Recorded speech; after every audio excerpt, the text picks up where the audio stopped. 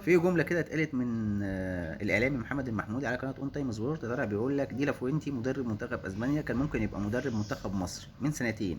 حصل بين وكلاء والمدرب كلام عشان يدرب المنتخب، بس سأل على حاجة واحدة، على المشروع الكرة المصرية والمستقبل، مشروع الكرة المصرية المستقبلي وتخطيط اتحاد الكرة، بس ملقاش أي إجابة، فقرر يعتذر عن التدريب والدخول في أي محادثات فيما يخص منتخب مصر.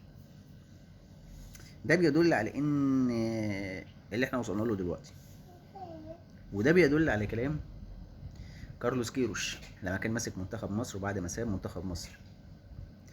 وده بيدل على ان طالما مفيش منظومة او مفيش مشروع جوه اتحاد الكورة للمنتخب، فبالتالي انت عمرك ما هتشوف، حتى لو جايب جوارديولا، بيب جوارديولا يدرب منتخب مصر، مش هيعرف ياخد بيهم بطولة، لان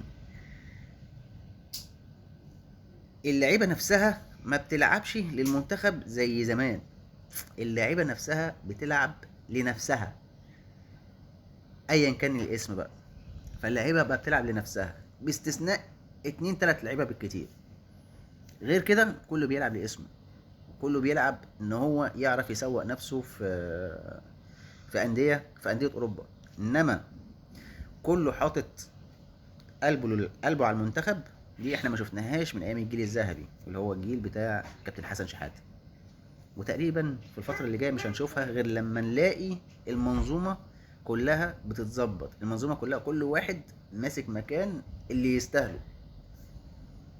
غير كده مفيش حاجه للمنتخب هنشوفها بعد كده.